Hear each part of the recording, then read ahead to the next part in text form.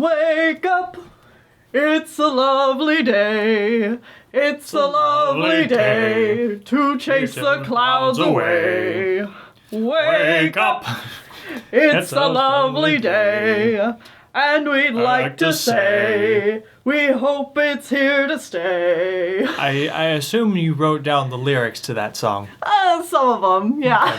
Okay. Wake up! Yeah, I mean, you think we would have learned it by heart because By the they end of play the it movie. every 5 minutes. Yeah.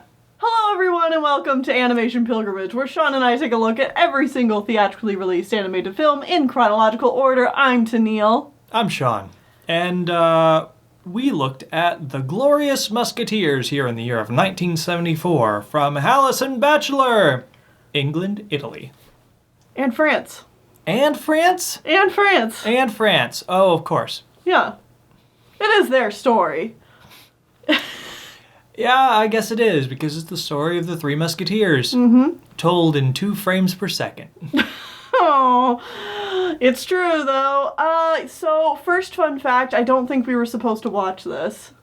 Really? Yeah. After doing some more research, it looks like it was just released to TV. So, you know. That makes a lot more sense now. Yeah.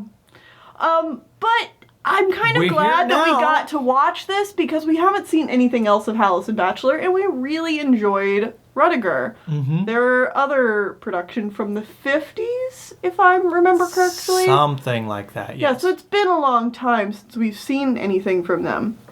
So I was really hopeful that this would be good. Something similar to that in quality. Maybe it's not like the most polished thing ever, but it's at least fun to watch. And unfortunately, that was not the case.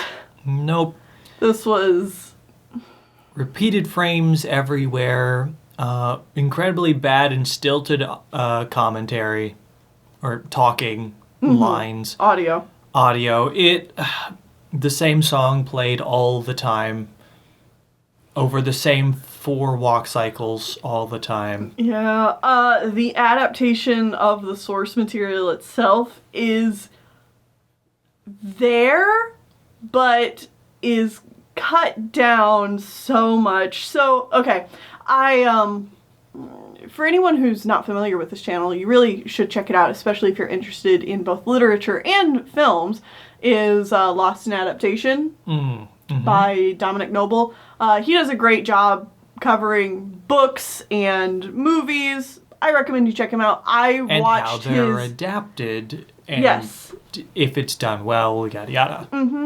I watched his Three Musketeers review in the past when it first came out, but actually after watching this film, I went ahead and rewatched his videos on the Three Musketeers just to refresh myself with the source material, because no, I'm not interested in reading The Three Musketeers by Alexander Dumas.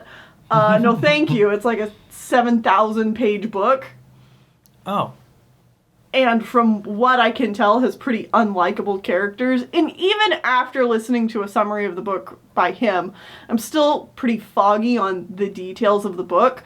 But I can tell that, like, this version of the book is like super Cliff Notes version of things that happen in the book.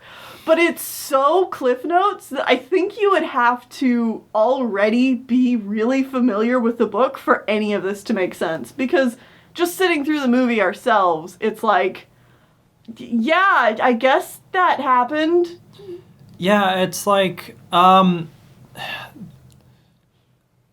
cardinal, who's the leader of the Catholic Church, is not really on the side of the king, or actually he hates the queen, who is English, I think, but has married the French king, and he wants to get the queen out of there so that he has control over the king or something. And something, the queen had some pearls or diamonds given to her, but she gave it to her cousin or something who lives in England. So the Three Musketeers have to go get the diamonds back, but the cardinal also sends their own chick to go steal the diamonds. I know. And in the end, they get the diamonds back, except some of them are fake, but it doesn't matter. Good guys win? Question mark? Are the Musketeers good guys? And every 5 seconds, there's a 10-minute cutscene. Or a fight scene where the Musketeers just wave their swords at the edge of the screen. Yeah, and then we cut to other people fighting on the edge of the screen. You know, there's smart ways to do limited animation. Ways that, you know, you can kind of trick your audience into filling in the blanks for you. In clever ways that the audience won't even think about. This is not that. It is limited animation, and it's so obvious with all the tricks that it's trying to play that it just makes you think of it tricking you every time it tries to do it. You're just like, oh, they didn't have the budget to do this. They didn't have the budget to pull this off. Well, I will say thank you, Daniel Ray, for finding this movie for us so that we could experience it. More Allison Bachelor is good, I guess. I don't know. I'm sad. I hope we get better stuff from them in the future, because I really, like, the energy of Rudiger was something we hadn't seen and haven't seen up to this point. It's just so unique. Yeah. And unfortunately, not a lot of that has carried over in the 15 or so years that it took to make this film, or like since that movie came out in this one. And that's too bad. It's like the only things that you can really say kind of bleed over is the energy from the song, which I do kind of like the title screen of this movie, like the opening sequence, where they're just like walking and singing this song. It really has nothing to do with the Three Musketeers, but it's like, it's cute, it's catchy, the character designs are nice.